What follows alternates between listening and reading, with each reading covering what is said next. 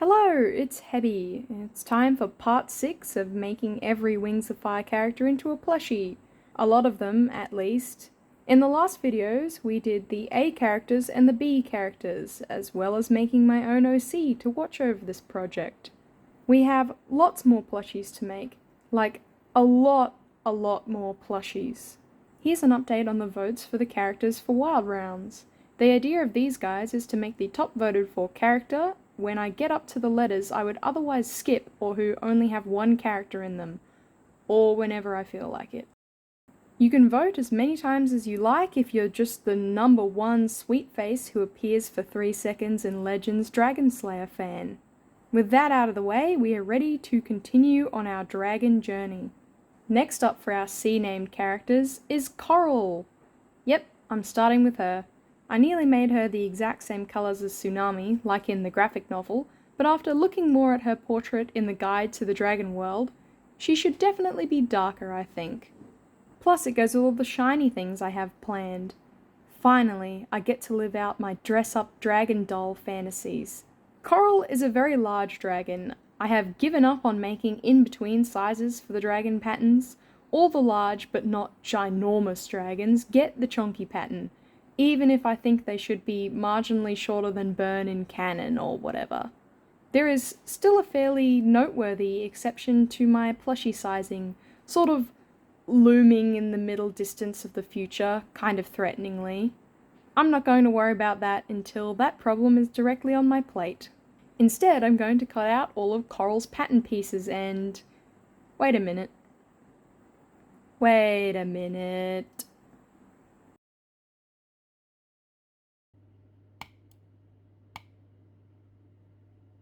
Lies.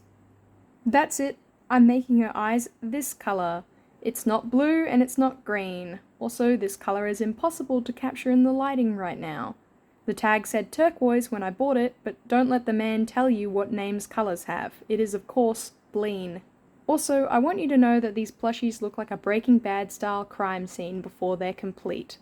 Now we're starting with Coral's back frill, which is extra tall and has more scallopy edges. Reverse scallops. That's a weird word.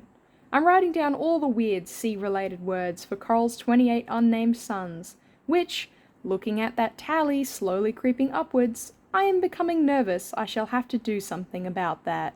Anyways, now we sandwich Coral's back frill between her spine parts, tasty fish sandwich style, and then we add her body halves, which have a slightly purplish colour to them, like a periwinkle sort of colour.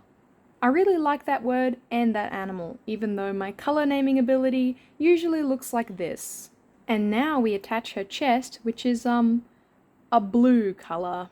Sew down both sides of that. Then, snip off her seam allowance into spaghettis and turn her right side out. I almost always write inside out when I do this because it's just abnormal to think about it going the other way. And then we stuff her. It's a somewhat violent looking process to stuff them. Look away. And now we sew up her head base. It's actually easier to get the shapes the same at this scale because your hands aren't crammed under the machine trying to control it. We shall begin making her facial features, including her flipper flappers, which are called a mental barbel as it's located on the chin. In nature, these things have taste receptors on them or electrosensory pores called ampullae of Lorenzini, in the case of most cartilaginous fish, which is sharks, rays, and chimeras. And they are used to sense prey and predators in low visibility. Very cool. Now we shall begin sewing everything down. This is kind of my favourite part and also super time consuming. At this point it starts looking like a real plushie and not a Ziploc bag of gorily disassociated body parts. On these big size plushies, attaching all the face parts is a fun form of torture because the positioning of all the features gives them their personality, as well as the length of the snout, the sharpness of the bridge of the nose, and their eventual head position once attached to the body. But for this part, you just have to try to get everything as even as you can, and the size makes it pretty hard to pass the needle through such large sections of the head base, especially the eyes, of non-confirmed colour variety. It's the same in the graphic novel, her eyes are a bleen colour. And last but not least for her face is her forehead crinkles. And that's a detail not just in the graphic novels, by the way. Look, it's even in the drawing book. Anyways, she's the only one who seems to have these in all of her appearances, so it's full canon, I guess. And by God, she's gonna have forehead crinkles if Tsunami marries Riptide in the future. Once these things are sewn up and attached down, which is deceptively hard to do without being stabbed a lot, it's time to bedazzle her, starting with her horn jewels, which I've picked some seashell-shaped glass beads for. I'm sewing them down in a few spots so they make a coil around each horn. I picked these over pearls for variety reasons. We are going to use a lot of pearls here, since now we need pearls for her earrings, and that means opening my drawer of many things. I have a ton of beads for this purpose. I prepared well in advance by raiding the Spotlight Play jewelry aisles. They're actually quite heavy beads. The head is really overbalanced backwards, especially after I attach the earrings. And now we put her head on her body. She's becoming a worm. Good for her. I also folded her frill back a bit to meet with her forehead wrinkle scale whilst sewing her neck closed. And now we make her big blue wings. Her wings are described as enormous. She is a very big dragon after all, but her wings are fairly standard in actual construction. I love this electric aqua colour though. Aqua. When I've been making the Sea Wing royalty up to now, I have foregone the royal wing patterns, just because it clutters the design of the wings, and it's hard to get the shapes to look good on a small dragon. But this size of Sea Wing is perfect for it, and Coral's design is already pretty crazy, so I'm using glow-in-the-dark fabric paint to give her the flashy shinies she deserves. I think the illustrators get tired of drawing these in the graphic novels, so they only appear on the characters when they are actively being shown/lit up. Which is a pretty good way of fixing that problem. It would be unfun to draw them 800 times. And now we put her wings aside to dry for a day whilst making her legs. As for Coral's evilness score, she does not murder babies, unlike some dragons, so that's good enough news. I will admit my bias immediately. I like Coral. Something about the fantasy of Tsunami returning home into the arms of an extremely loving, maybe a little too loving, and extremely powerful Sea Wing queen is just fun. The whole vibe of the second book is great, and I loved imagining the beautiful tropical Sea Wing kingdom, and up until that point in the story, nobody else's parents have even given them a second glance. I don't know, it's a good fantasy. I think Tsunami lucked out as far as parents go in this universe, and Coral instantly likes her and gives her treasure. What I'm saying is, Coral might be insane, incredibly vengeful, and classist, not to mention the crime of mixing copper and silver in her jewelry choices. But I think she's still an alright mother. Slightly worse of a mother to her 32 sons, but they have each other, so Mothers in this universe don't have a great track record. It's take it or leave it. Hey you, do you have problems with your dragonette's obedience? Do you have a complicated relationship with your daughters, including matricide and regicide? Have you recently sticky taped your child to your forehead for safekeeping? What you need is parenting lessons, with our host, the ghost of Jerboa I, to remind you that you could always be doing worse. So I'd give her some leniency on the mothering front. She is murderous though. That is definitely also one of her characteristics. And R.I.P. Tortoise. You are only alive for 3 seconds in canon, and your name is suspiciously close to Coral's own son, if she can remember that much, but rest in pieces. A considerable amount of pieces. Someone has voted for her to be made in my bonus character wild round. I cannot even begin to understand why, but, maybe one day I shall have to eat my words and make her, if Coral's excessive number of sons don't simply eliminate me first. Regardless, there is a bit of murderous punishment. She even sent Riptide's mother off to die in battle, so yikes. To be fair, she does value the lives of her subjects above things she finds otherwise extremely important, such as her writing. Even with all this considered, I'm going to have to put aside my personal bias and rate the amount of evil actions as objectively as I can, so I'm giving Coral an 8.5 out of 10. Not that bad. Still evil. Now I'm mixing up some colours and laying down a base coat for Coral's bioluminescent scales, which are very triangular in most of her appearances, so I'm sticking with that design. These take a very long time to dry, so I'm doing it before her wings are attached and putting her away after this so that nothing accidentally brushes her. You didn't see that time passed, but it did, and now it's time to attach down her wings to her back. Kind of the place where wings are expected to be, so no huge shocker there. The only thing that was slightly weird is sometimes I had to sew through a glow pattern and that felt odd. Finally, for her body, we add her feet paw things, her toes. Very important. And now, we get to reach into this giant bag of beads and prepare a golden ring to make Coral's enchanted harness. These beads keep trying to escape, but we start threading this pearl string now to make one side of the harness. She definitely needs this so she can duct tape her baby to her person at all times. Hey, these ones are conjoined. Epic. Now for a quick fit test. I've added a removable clasp and now am attaching it to Coral. This whole thing requires a different breed of pearl bead. If you aren't me, then you aren't aware of this, but there's like half a takeaway container of beads of 6 separate varieties just to my left. I have a lot of pearls. This is a cry for help. I'm drowning in beads. Anyways, of course we need a baby to attach. I chose to leave anemone free roaming, but this recipe requires 1 omelette. I mean auklet. Well, these ones are omelettes. Sorry, Coral. These little pearls get clasped together around auklet's neck and legs to make a teeny baby-sized harness for her. Very cute. And then we need the cord that tethers these two together. At the end of this, I added a removable clasp and then clipped one end around Coral and one end onto little baby auklet. Yippee! Now she is safe and Walmart trip leashed forever. And now it's time to start up the VR modeling software again to 3D model Coral's awesome narwhal horn tail spike. I know she can use this for attack or defense, but it honestly seems like she accidentally stabbed the one dragon she stabbed with it. So maybe it's just for looks. Like Blister's dagger. It's all for the dragon drip of it. The horn looks good now, yippee! But it needs the attachment point to her body. In the graphic novel, it's sort of more of like... that's just Sandwing cosplay gear. In the portrait and drawing book, I think it looks a lot closer to how I imagined it, but I'm not going to go with this design strictly either. Maybe Coral could use it to point at things. Her tail tip needs 2 things. Hoops to hook on chains that will wrap around the plush, and also 2 holes in the base, because these will be where we actually secure down the tail.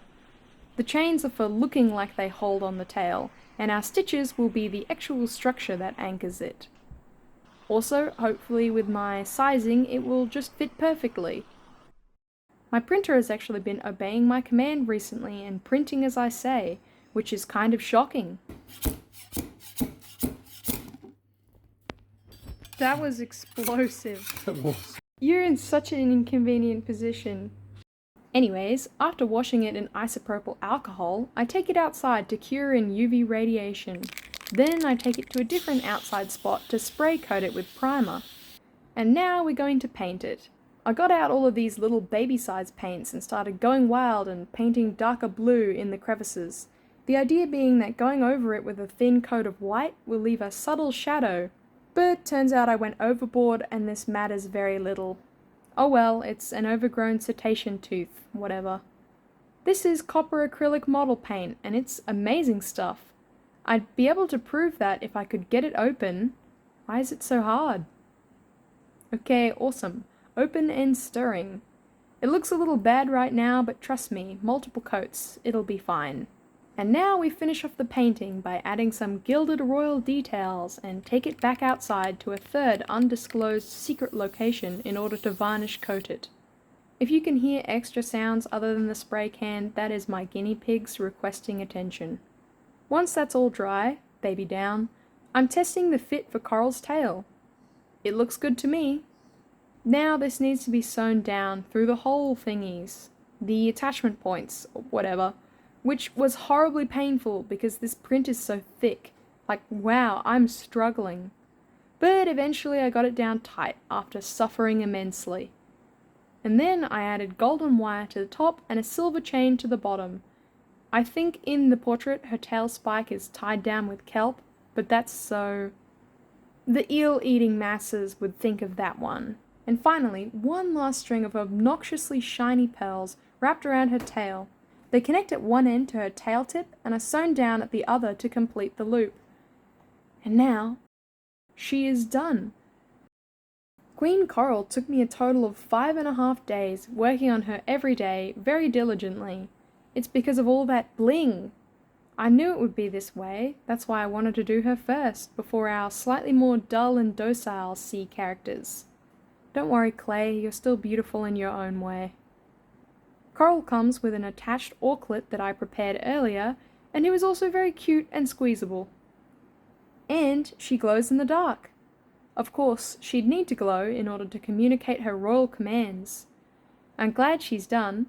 Now it's time to be moving on to our very next dragon, who is... Wait a second, hold the phone. Why is there a piece left over?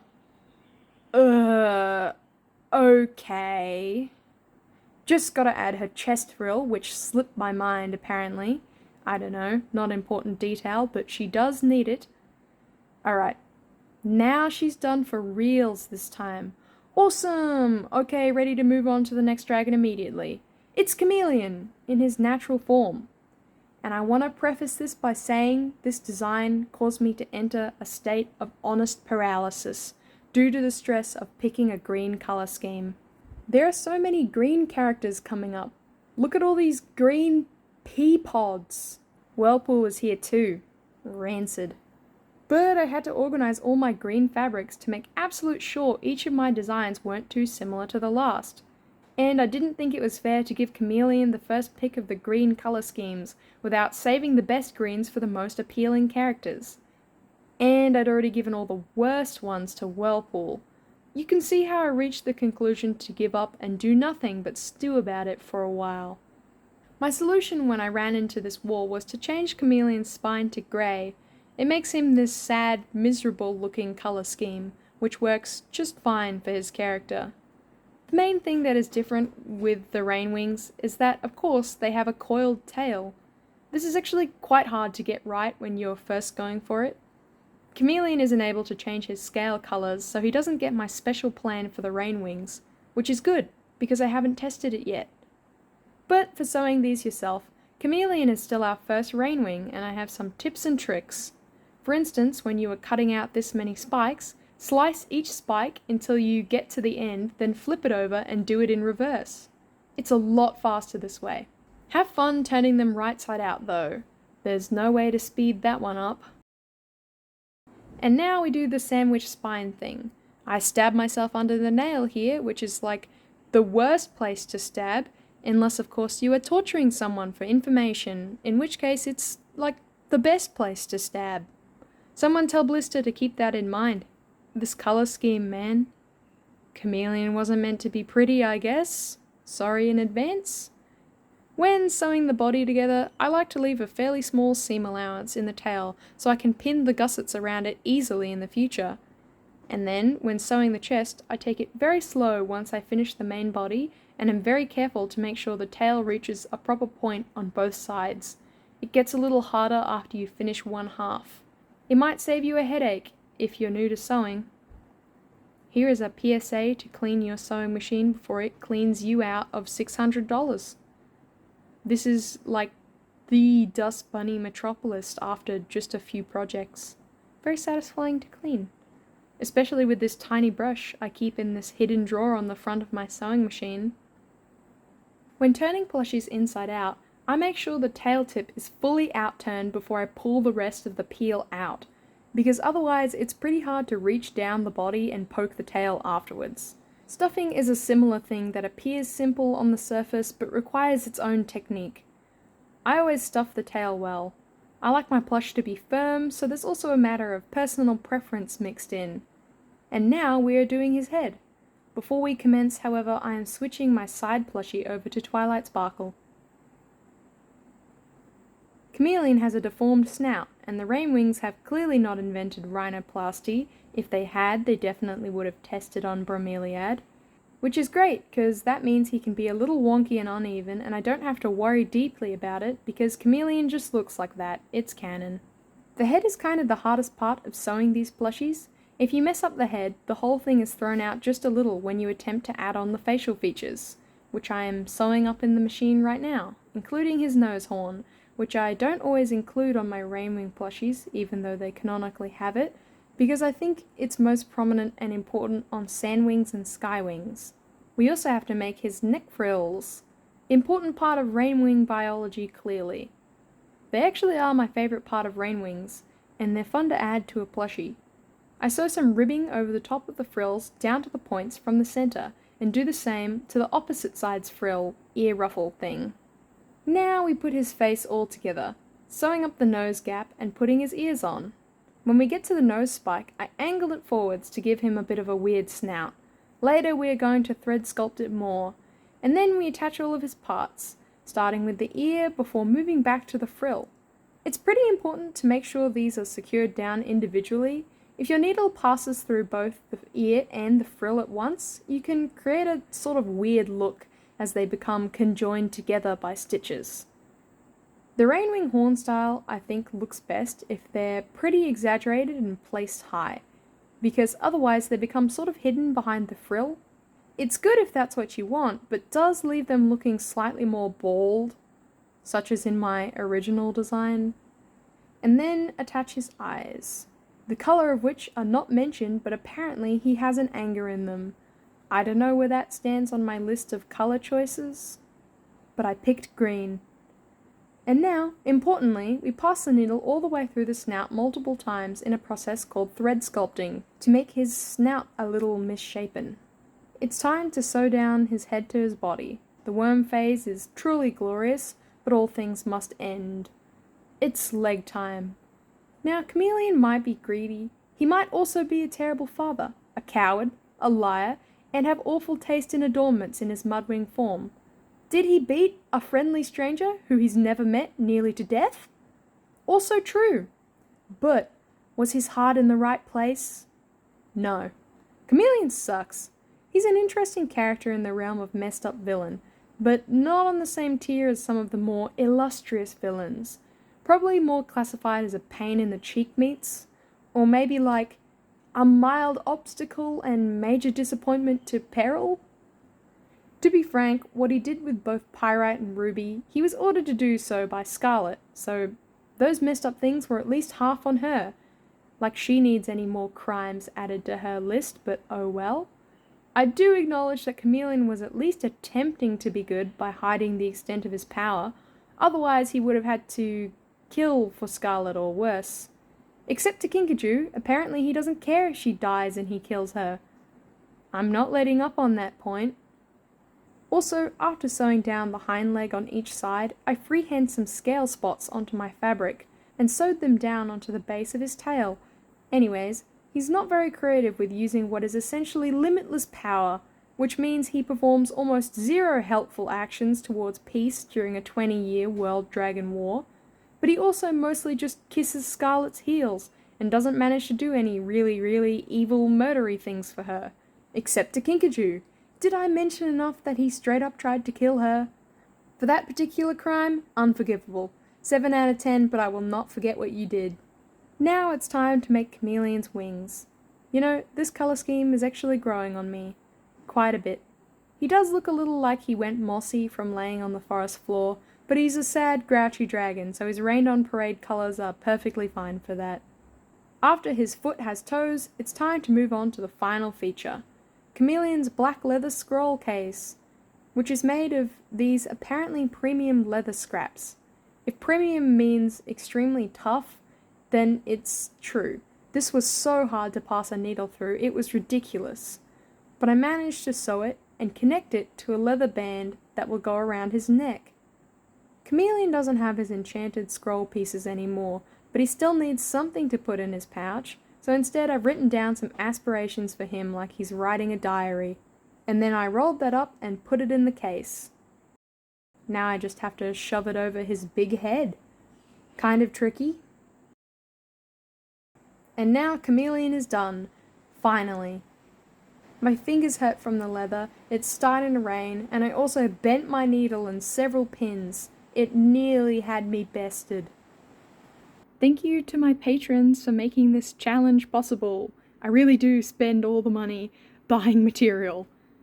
Thank you to Kimber, Cool Cloud, ADH Dream 1409, Kid and Mikey, Haps, Samuel Sanchez, Maisie Peach, Intestine Jubilee, Lisa Aguado, Mono Dier, Aninka Lemason, Gray, Jardel Will Smith, Solvi, Margwen Dixon, and Phoenix Fire.